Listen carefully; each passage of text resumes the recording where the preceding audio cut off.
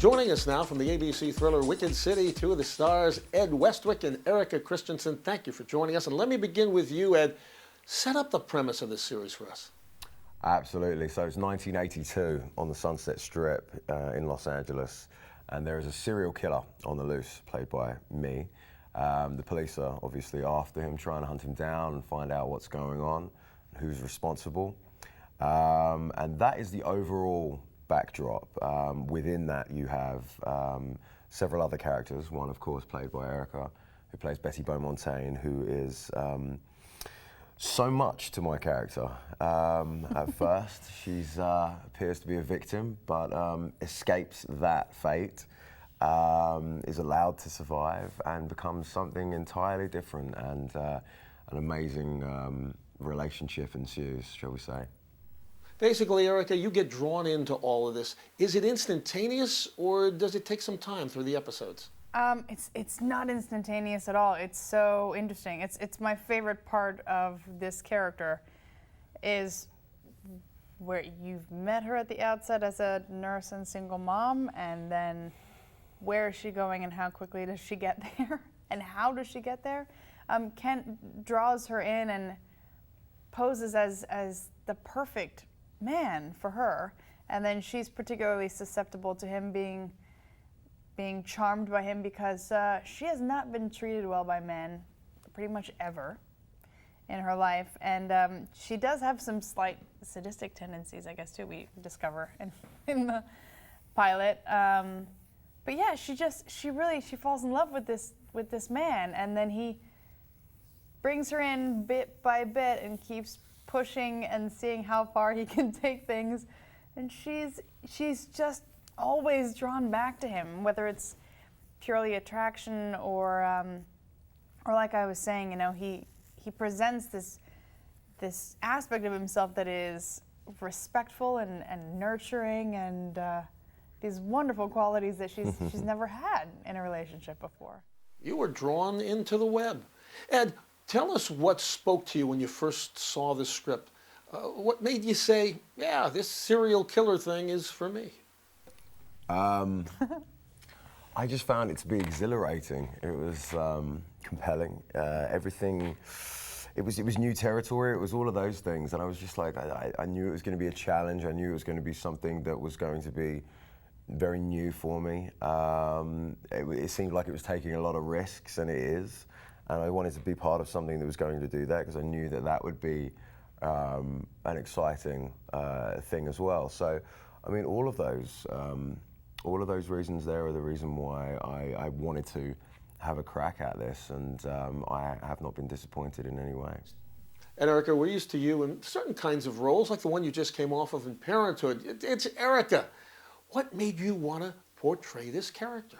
Well, like I was saying, the change in her when we first meet her to however far she ultimately goes, you know, Bonnie and Clyde has been thrown around as a reference, and I just think it's so interesting, because clearly when you meet her, she's a pretty timid person. I wouldn't call her dangerous, you know. She maybe wouldn't hurt a fly. She'd hurt a spider, but she wouldn't hurt a fly because she's not sure she can, you know. She's not sure what she has a right to do in this world, and so she learns that there's a power to Kent, and that he's willing to kind of share his power with her, and that's just really interesting to see her come into her own in that way.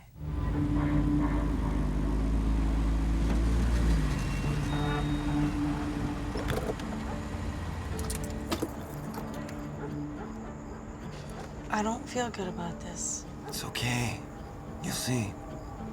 I didn't think it through. I think you did.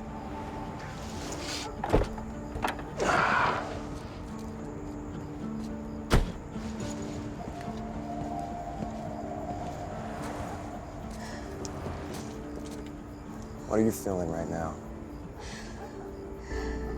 Terrified. It's not fear bubbling up inside you, it's adrenaline. Admit it. You feel more alive than you have in your entire life, right? Come on.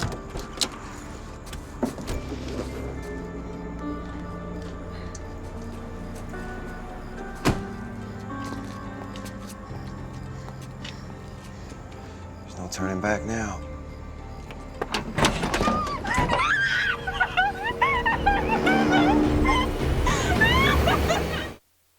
All right, now what is it about these scary scenes that actually attracts the viewer?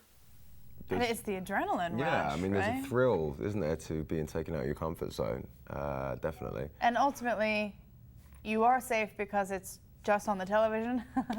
It's over there. But it's fascinating to see just kind of this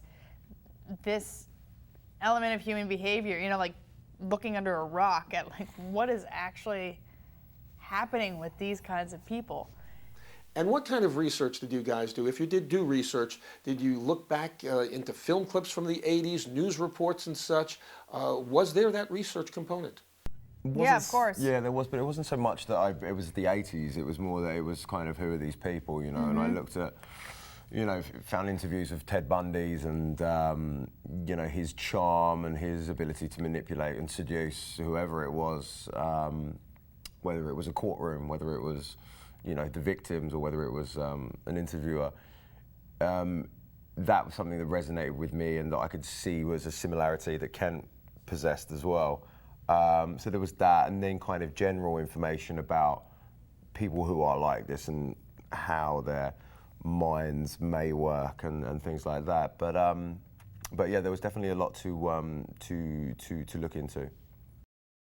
And finally, guys, what's been the most challenging part of shooting this series thus far for you? Getting the blood off my skin Yeah. at the end of the day. Getting the blood off is definitely that, yeah. And being careful where we position the camera on the Sunset Strip, because we might catch Sunset Strip 2015. Yeah. That you know wouldn't be good for our 1982 world. Well, keep scaring us, keep thrilling us. It's Wicked City, Tuesday nights at 10 Eastern on ABC. Erika, Ed, thank you for joining us. Continued success. Bye-bye. Thank you. Awesome. Bye.